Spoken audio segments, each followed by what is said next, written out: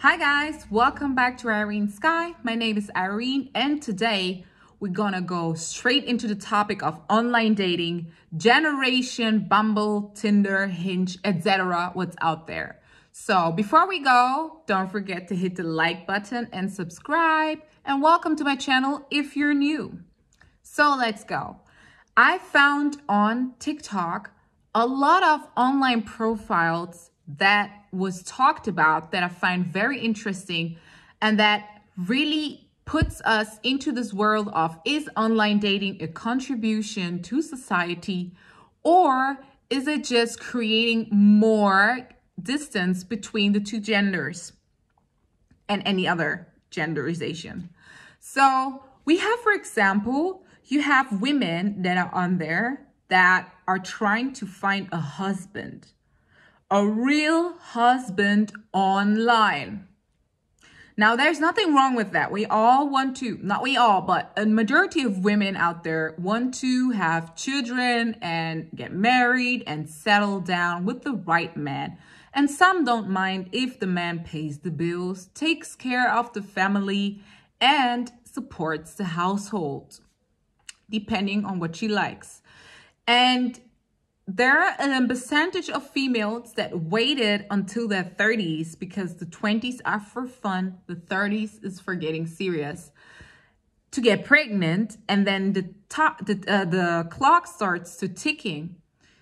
Now on YouTube, you know, there's this whole high value men, high value women, and the whole you know, red pill, pink pill movement. Very crazy, and what an atmosphere that all has become, where everybody can voice their opinion and talk about what's on their heart, and you have so much information coming to you. It's very difficult nowadays to form your own opinion without knowing if it's your own or the opinion of others.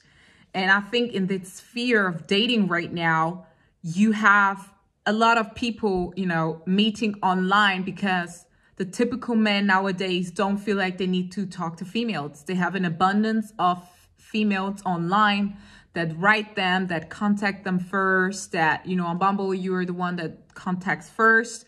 The female has to take the masculine lead.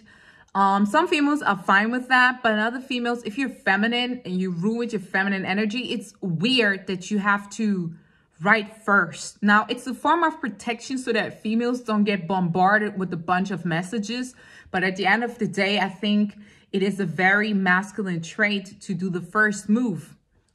And then you have Tinder, where basically you don't even want to know the person's name. You don't even want to know if they're okay. You just want to get straight to it. That's also very masculine energy. So in this thing, you could ask, is this benefiting the genders? It is helping people, and there are people that found their spouse, that found their mate, that found new friends through online dating apps. Now, this is because there are always the odds, there's always the exception to the rule, as you would say, to everything that is out there in information. But if you really look at it, the majority of people do not find their future husband, their future wife, their future boyfriend on online dating apps. You have a lot of competition. You have him, her posting different stuff, being more interesting. You have so much impulse. You have so much input for your eyes, just like when your brain is, you know, trying to gather all the information in video games or when you're watching a movie. This is what happens when you're online dating. You have so much options that it becomes, in some kind of way, it becomes a burden. Have you ever felt like you have so much options, but at the end of the day, you don't know what you're looking for? What you have right now is not really what you're looking for deeply. If you're looking for a quick fun, go ahead, but you kind of feel like you're mingling in a huge sea of fishes. You are a fish yourself, but you don't know what you're looking for. You don't know who to say hello to. You don't know who to wing to, because there's so much coming in. You just got to know this person. They're not responding. So you go ahead and talk to the other person. They're not responding. And you talk to the other person. And when they come back, you're like, oh, I already talked to somebody else. Like, you're entertaining so much different people that it's quite hard for your brain to really keep up with all these inputs and informations. And that's where another thing comes in. The ghosting, I did multiple videos on that, and you can find a lot of videos online already about ghosting. I think ghosting is one of the most hurtful things that has entered. Now, back then, people would tell you, like in our parents' time, a generation, you know, the millennials or generation, whatever, the baby boomers, you know, they would say like straight up, I don't feel you, or let's not keep this connection, or I found somebody else, whatever. But you would have to voice it, write it, or call. But nowadays, it's like, why give yourself the burden and the pain and the stress?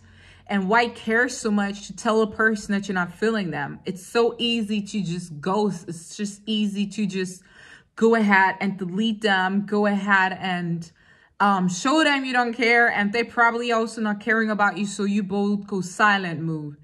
That's very hurtful and very detrimental. There are a lot of videos on people out there giving you tips on how to handle ghosting. And obviously it's something that it's hurting people and is causing detriment also to human relationships, because people don't face the problems in the relationship, and also people don't face having to communicate with somebody else and voicing their opinion and voicing what they're actually looking for. And also it creates a generation of cowardness, where it's okay to run away from stuff. It's okay to leave the hot kitchen. And you can do that when you think somebody's threatening you, or when you think somebody is doing too much. That's fine. But other than that, I would say it's just creating a cowardness of not taking responsibility, of not having the courage to voice your opinion. Because when you're confident, you don't care what the person says. It doesn't mean you have to go ahead and break their heart and just say it harshly, but just tell them. And if they ask why, you decide if you say yes or no. But, you know, and there are a lot of men out there also who say women cannot take the rejection. Yes, that's because women's ego is a little bit bigger than those of men. And even Beyonce sang in the song Ego with Kanye West, that, you know, it's too big, it's too, okay, I'm not gonna repeat that because it's gonna sound weird. But it's just about like the ego is a huge thing. And there are some females out there who will respond when you reject them. And that's the worst thing, because that brings out that masculine energy of chasing. You know, have you ever felt like when somebody ghosts you, you suddenly start reacting? You suddenly start wanting to get to know the person really. You're starting to go overboard. You're starting to make all these crazy plans and ending up like the Netflix series You. Yes, that's because rejection triggers something in us that is really bringing the chaser out of you. And that's the masculine energy. So be careful with that. And also about this generation dating and stuff is, you know, they promote in their advertisements that they want you to delete the app because you found somebody else. But at the same time, they're keeping your data and also how long you stayed, who you're matching. And then also, since you have to hack in with emails and phone numbers, it has been found that they keep a little bit more of your data than you might think. So you think you're deleting your account, and you then months later, you register again on the same number. I think it's basically being the same again, because they know, okay, you're back. He is back on online dating. Let's go. So it didn't work out. And they even ask you the reason when you want to leave the app. They ask you the reason. Why are you leaving? And usually the options are, you know, you found somebody, you're not happy with the service, or something else. And I think it's also another thing that is very interesting that I find is that people put their value on online dating. If you're ugly and you have some magic retouch pictures of you on an online dating app, you will have a lot of people hitting on you. You will have people, you know, swiping to the right. You will have people that, there's even a guy here on YouTube that made a video on, you know, that he didn't get as much like on Tinder, and he felt like he's an ugly person. And of course his caption was is a clickbait to get you to zoom in and to go and watch the video.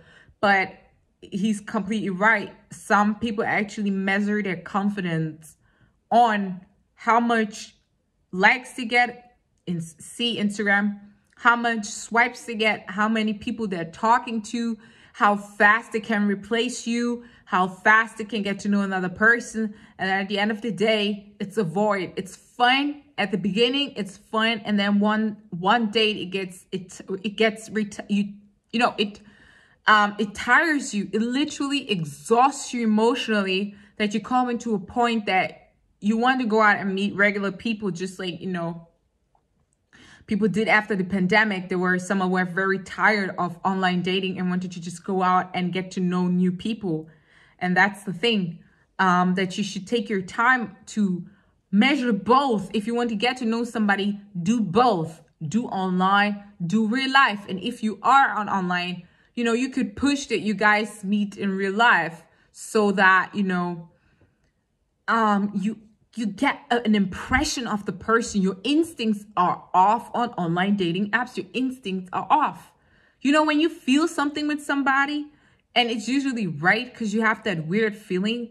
I can tell you, when you're in real life and you meet them, you see them, your feeling will be off. It's just literally like that.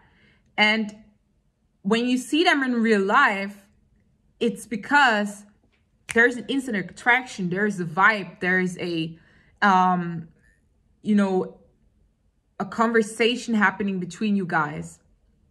And that's because this is human nature. You know, you instantly attract. Some people have to do it 2 times before they really get to know each other. You know, the first one is like la, and then the second one, it takes off. And if you're somebody who's an introvert, online dating might be great for you at the beginning. But then when you are in real life and you cannot be that confident, funny, or exciting person that you've been online to that person, it won't take off. And eventually that person online wants to get to know you in real life. And that's what happens to many people when they get to know their crush or the person they've been talking to and have been interested in for the last couple of weeks, the last couple of months, and then they go ahead and they meet them. Funny wise or interestingly, the person is not as, you know, catchy, attractive, seductive as they thought they would be. And then what happens is, yeah, there goes the relationship down to the drain. Yeah, guys, this is my rant on online dating and social media and, you know, generation, all of that. Let me know what your experience has been so far with online dating. And also let me know, have you ever met your boyfriend, girlfriend, your wife, husband on online dating, didn't feel them, and then you guys met in real life and it actually turned out to be the best date ever, or you guys had, you know, a wonderful start in real life compared to online, or from online to real life? Just let me know. I'm very curious. Don't forget to hit the like and subscribe button. Thank you so much for watching my video, and I will see you soon. Bye.